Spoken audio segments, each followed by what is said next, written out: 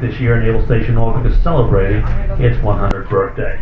The base is home to just under 90 warships and almost 100,000 men and women that call Norfolk their home port. And adjacent to the base and short ahead of us to our right, you would find the Naval Air Station. There's about 150 aircraft at the station here as well. Piers ahead of us are often referred to as the D&S, or the destroyer and submarine piers, and the piers at the base are also numerically numbered. For example, the first pier coming up on our right is Pier 1. On the side of Pier 1, we'll find a large white ship with the red crosses. That is the United States Naval Hospital Ship Comfort. Our Navy operated and maintained 2 hospital ships. The Comfort that's home port here on the east coast of the U.S. out of Norfolk, Virginia. Ship identical to our name Mercy, home port down on the west coast out of San Diego, California. Both the Comfort to your right and her sister ship Mercy were at one time San Clemente class commercial oil tankers. Those tankers at one time were used to carry crude oil from Alaska down to California. Many years ago, the Navy acquired the 2 tankers, converting both the Comfort and her sister ship Mercy into 1,000-bed hospital ships.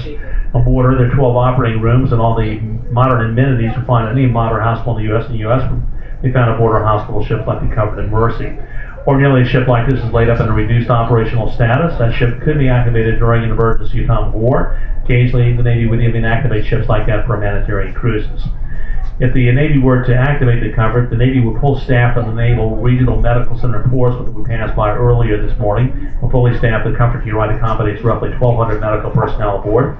And notice the light blue and gold banding around the stack on the ship, so she's activated. The Navy would crew the ship with a military sea lift command. Again, they're a civilian group, very similar to the American Merchant Marine. The Comfort's so automated, the ship requires a crew of only 71 for actual operation. She's quite large in size, they are 96 foot in length and 96 foot across the beam. The Comfort again sets of these piers and in reduced operational status. She's one of 2 hospital ships operated and maintained by the United States Navy. Looks like we're probably going to see maybe 1, possibly 2 ships on the other side of the pier from the Comfort. Certainly the ship at the end of the pier closest to us, number 87. You'll get a good view of that ship. Number 87 to your right is the USS Mason, which is an Arleigh Burke-class guided missile destroyer. Now, if you looked at the next pier coming up on our right, which is Pier 2, we're going to find 2 surface warships on this side of Pier 2. At the end of the pier, you'll find number 64, which is named USS Gettysburg. Behind the Gettysburg is one of her sister ships, number 68, named the USS Anzio. Both Anzio and Gettysburg, to our right, are both classified as Ticonderoga-class cruisers. What those true cruisers have in common with an Arleigh Burke-class guided destroyer like the Mason to our right is these 2 classes of ships have been equipped with the world's most advanced naval weapon system known as the Aegis.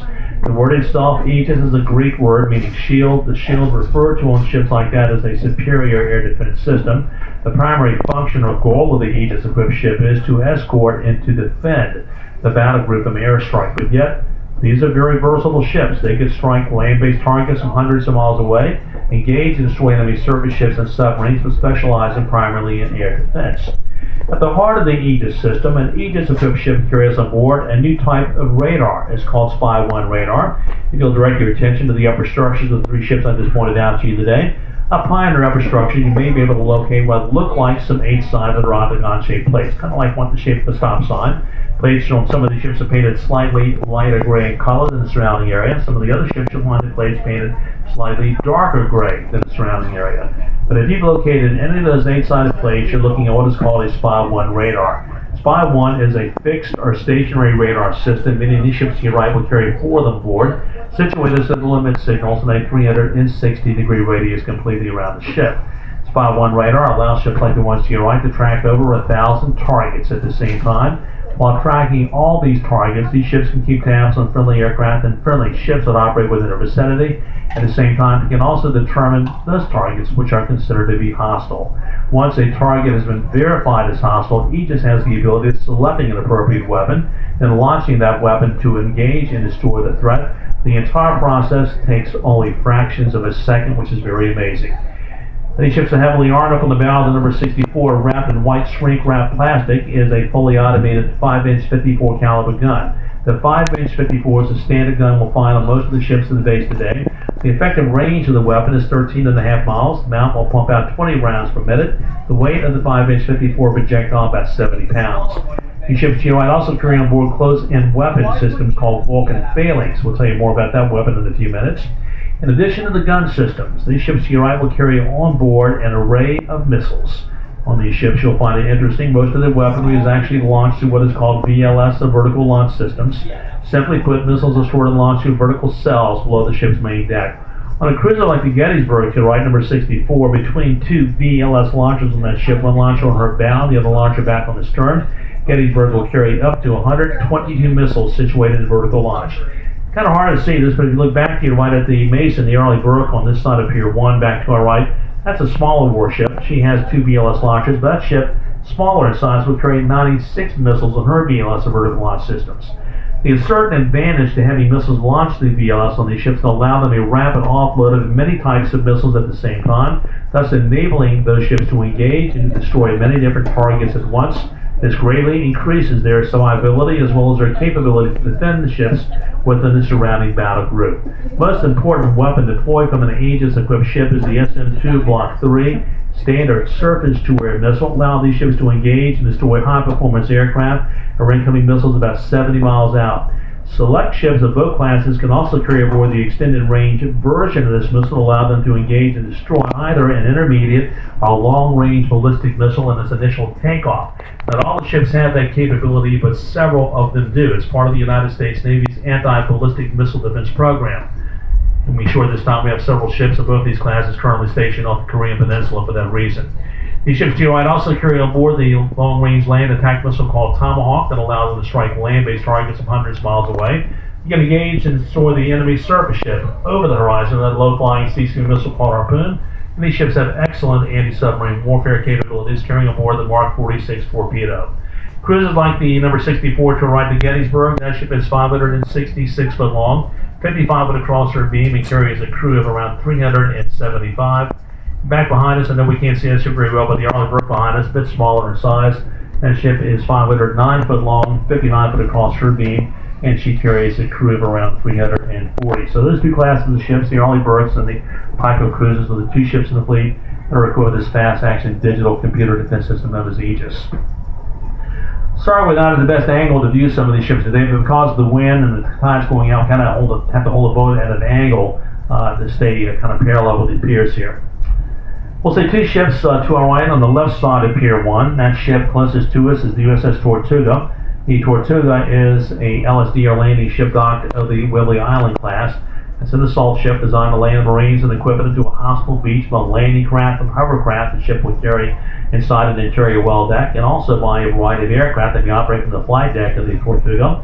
That ship is 609 foot long. She's 84 foot across the beam, carries a crew of around 340. And the Tortuga would accommodate up to 400 Marines. There's one more ship well and short to our right ahead of the Tortuga. That is an Arleigh Burke, number 94, the USS Nissa.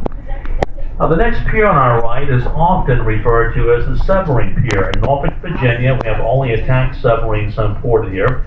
Our Navy's larger subs that carry ballistic missiles are stationed to the south of us, down in Kings Bay, Georgia. Only attack subs in Norfolk. There are actually 4 submarines on Pier 3 to our right today. There are 3 subs on this side of the pier, and there's one on the opposite side of Pier 3, all the way inshore to our right. Let's start off with the 3 subs on this side of Pier 3. The submarine closest to us at this end of the pier is a new Virginia-class attack submarine. Brand new submarine, probably just several months old. She was built in Newport News, Virginia. We only have 2 of these Virginia-class attack subs imported in Norfolk, but there's no identifying names and numbers on these submarines, so you can't determine what the actual name of these subs are, but by looking at their configuration on the sails or the conning towers, you can determine the classification they are. So again, that to our right, closest to us, is a new Virginia-class attack sub. She's 377 foot length, 33 foot across the beam, and carries a crew of 135. The 2 submarines located behind her are a little different. Those are both 688 Los Angeles class attack submarines. They're a little bit smaller in size, 360 feet long, 33 foot across their beam, and they carry a crew of 127. All the subs we'll see at the base today are powered by one atomic reactor. The core and the reactor plant are expected to power these submarines for approximately 15 to 20 years between refuelings, equivalent to a distance of over 1 million miles in steaming time. They have a speed on the surface of 20 knots and dive to about 30 knots plus. Top speed is classified information. If you did not know, a knot is equal to about 1 1/8 of a mile an hour. The primary mission of an attack submarine like the one to your right is to engage and destroy the enemy sub. That's their primary function, but yet these are very versatile warships. These subs to your right carry on board that long-range land attack missile called Tomahawk that allows them to strike land-based targets from hundreds of miles away. They may engage the enemy surface ship over the horizon with a low-flying sea-swimming missile called Harpoon, but to engage the enemy submarine on board them the world's most advanced torpedo. They call it a Mark 48. It's heavyweight and wire-guided. The effective range, 23 miles, and may travel at speeds of over 70 miles an hour, and the ability to track and chase the enemy submarine to depths of over 3,000 feet. When that torpedo reaches its target, it delivers a 650-pound high explosive warhead. And we'll see one more sub on the left side of the Pier 3, all the way in short of the right, another one of the Los Angeles-class attack submarines. And these are only attack subs at the Naval Station here in Norfolk. The Navy's larger subs that carry ballistic missiles are stationed south of us down in Kings Bay, Georgia. There are 3 Aegis-equipped ships on the next pier. The easiest way to identify an Aegis-equipped ship is quite simple. Just look at the upper structure of the ships. If you locate one of those 8-sided or octagon-shaped plates where the 5-1 radar is a very good indication it is an Aegis-equipped ship. On the side of the pier all the way in short of the right is a Ticonderoga-class cruiser, the Normandy. Those were the first ships in the fleet to be equipped with the Aegis system. The Navy were building those ships in the mid-80s to the 90s. 27 were built. 22 of the 27 remain in operation today, and 26 of those 27 ships built were named for famous battles, like the ship to your right named for the Battle of Normandy. On the left side of the pier, 2 Arleigh Burr-class guided missile destroyers. At the end of the pier, number 57 is USS Mitscher, and behind the Mitscher is one of the newest Arleigh Burrs we'll see at the base today. In fact, she is the newest. Number 109 is the USS Jason Dunnan. And these are all Aegis-equipped ships, equipped with that fast-action digital computer defense system known as Aegis. Off to your left, we'll see a inbound naval ship. This one is hull number 201. That is the USNS Patuxent. And Patuxent is probably bound for the Navy's refueling depot at Craney Islands, a Kaiser-class fleet oiler. Let's direct your attention to the next pier coming up on our right. Looks like we're probably going to see 4 Arleigh Burrs on this next pier. I'll begin to tell you that the Arleigh Burrs are very, very expensive warships to build. Newer ones of the class are coming online now at the cost of nearly $2 billion apiece. The original Arleigh Burrs, like the number 57 we just passed to our right, the Mitscher, those ships being built back in the early 90s were built at the cost at the time of about $1 billion apiece. So in this next pier to the right, these 4 Arleigh Burrs are probably representing very close to $6 billion for the military hardware sitting on that pier. Number 98 is the new Arleigh Burke, the USS Forrest Sherman. Behind the Forrest Sherman is the Arleigh Burke.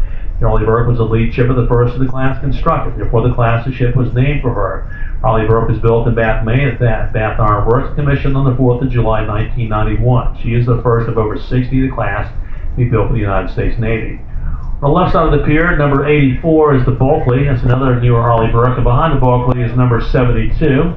And number 72 is the Mahan, one of the older Arleigh Burks. The Mahan just returned to Norfolk about a week and a half ago from a 7-month deployment. Most deployments on the ships used to run about 6 months. Now the deployments are actually running now sometimes 7 to 9 months long.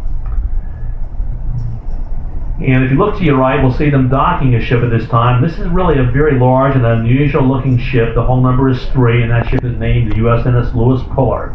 The Pullard is a fairly new ship, a couple of years old. The Navy has not yet deployed the Lewis Pullard. When she is deployed, the Navy will be permanently home porting this ship out of Bahrain in the Persian Gulf. The Pullard is classified as a mobile landing platform ship, and the mission of the Pullard is to come in and resupply the Marines after an initial assault takes place. The ship per se would not participate in the initial assault, but comes in maybe a day or so after that assault to pack the Marines with materials and supplies they may need. You may notice the ship has a very large main deck. If you saw it from a broadside view a few minutes ago, very large open deck on that ship can be pre-loaded with mechanized equipment that are already loaded on board landing craft and hovercraft. The upper deck of the Pullard is nothing more than a very large heliport facility designed to accommodate heavy lift helicopters. This ship is quite large in size. It's 764 foot long. She's 167 foot across the beam and so automated the Pullard to your right requires a crew of only 34 for actual operation. There are living quarters aboard the ship for Special Forces teams like the Navy SEALs and also the Army Rangers. So this is the way the Pullard works. When the Navy called the ship